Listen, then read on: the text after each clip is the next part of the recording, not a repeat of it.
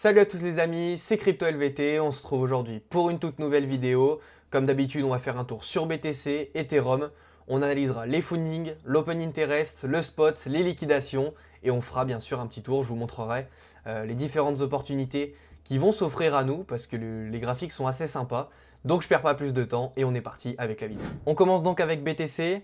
Donc ce qu'on a fait sur BTC, c'est qu'on est revenu chercher toutes les liquidations qui étaient situées juste ici au sud.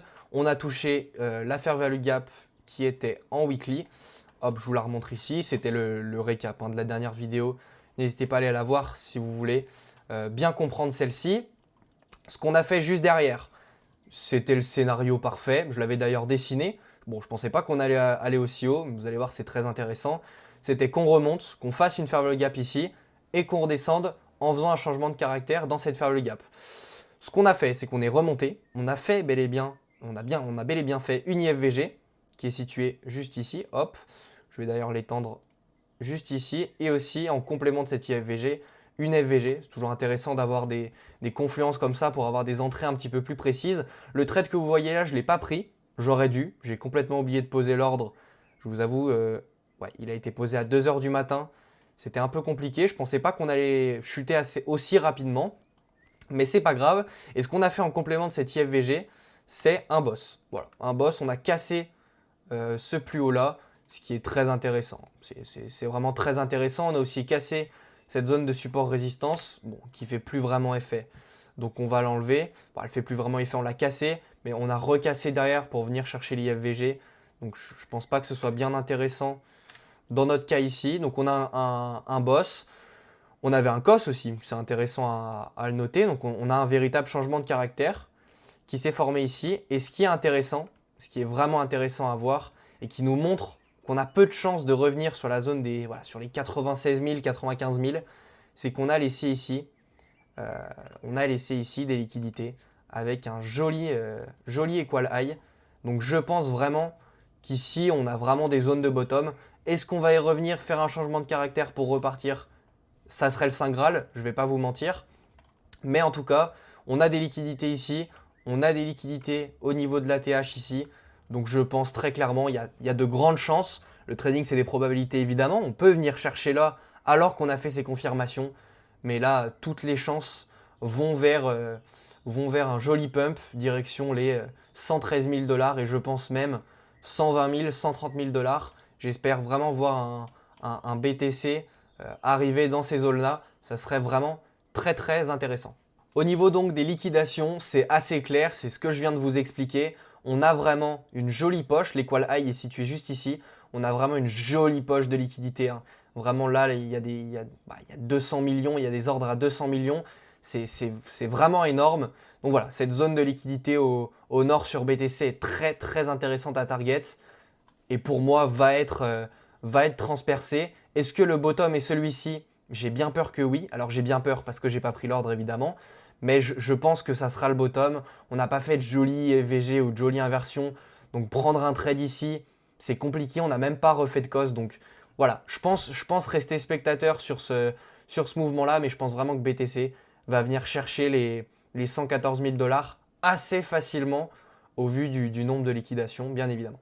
Au niveau maintenant des fundings, de l'open interest et du spot, ce qui est intéressant de voir, donc ici c'était mon potentiel point d'entrée. Ici on a une petite remontée. Sur cette remontée, l'open interest a augmenté aussi, il a suivi tout naturellement, ce qui veut dire que des positions s'ouvrent. Ici, sur ce début de montée, les fundings ont pas mal baissé, mais ici on a quand même une reprise des fundings, ce qui signifie que pas mal de gens sont en train de long par ici. Mais le CVD spot, lui, a plus une tendance baissière. Donc, je tendrais à dire, c'est une possibilité. Ici, c'est pas très clair sur ces indicateurs-là. C'est pas extrêmement clair, mais il se peut que des stop-loss se soient pas mal accumulés ici et qu'on vienne les chercher. Pourquoi pas faire un petit swept sous mon point d'entrée que je vous ai montré tout à l'heure pour ensuite repartir. Donc, à voir, c'est une possibilité. Mais c'est pas extrêmement visible. Donc il se peut que ces stop loss là ne soient absolument pas chassés et qu'on parte directement à la hausse sans prévenir personne. On termine donc cette vidéo avec l'Ethereum.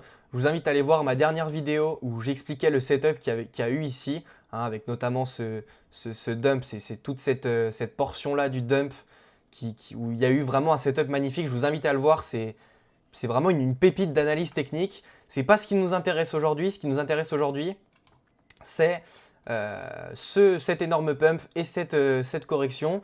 Comme sur BTC, on a eu un boss ici très intéressant. Hop, avec juste avant un COS, c'est plus ou moins le même scénario. Le COS qui vient chercher les liquidités qui étaient très bien accumulées ici. On avait vu l'heatmap la semaine dernière qui montrait bien hein, toutes les centaines de millions de liquidations qu'il y avait là. On bosse, on fait des IFVG, hein, la dernière en date sur laquelle on est en train de s'appuyer, c'est celle-ci, sur laquelle on s'est appuyé, mais sur Ethereum, c'est moins clean que sur BTC. Si BTC vraiment va aux 114 000 $, Ethereum repartira d'ici, il n'y a pas de souci. Mais comme vous pouvez le voir, ici c'est vraiment le trou. On n'a pas vraiment de liquidation. On a des zones de fair gap baissière. On a des liquidations qui sont situées juste ici au niveau de la TH. Mais c'est pas extrêmement bullish. Voilà, je vous l'accorde. On a corrigé très rapidement. On a ici une fair gap baissière qui est en train de se faire respecter. Si on vient l'invalider et qu'on vient vraiment clôturer juste ici au-dessus, ça pourrait être intéressant de se dire ok, cette fair gap baissière n'a pas tenu, on peut se réappuyer dessus pour ensuite repartir. Mais voilà, pour l'instant, pareil, je reste spectateur, on n'a rien de dingue ici. Hein. Vous pouvez voir en low time frame, on n'a rien. On n'a pas d'IFVG, pas d'inversion de tendance, pas de nouveau COS, rien du tout. Donc voilà, Ethereum, à voir ce qu'il va nous proposer sur ces prochains jours. Je reste spectateur, mais au vu de BTC, je pense qu'un Ethereum qui fait une IFVG se repose un petit peu dessus, potentiellement un changement de caractère, ça peut aller facilement sur la zone des 3000 $, en espérant plus évidemment. Hein, s'il peut nous refaire une petite hausse comme ça pourrait être sympa. Voilà, je reste bullish sur Ethereum, mais ce qu'il ne faut pas oublier, je le vois en même temps que vous, je vous avoue, c'est qu'on a ici des liquidités. Voilà, on a ici des liquidités, des stop loss qui peuvent se faire chasser. On a aussi des grosses zones de fair value gap. Alors, on a celle-ci qui avait été touchée. C'est ça qui avait été assez clean. Qui avait été touchée, non, même pas. Elle n'a pas été touchée. C'était une zone de fair value gap en 4 heures, excusez-moi. Donc, on a une jolie zone de fair value gap en daily, en corrélation avec les liquidités. Donc voilà, ça reste à prendre avec des pincettes, mais on connaît BTC. C'est un peu lui qui commande. Et pour le coup, il est bullish.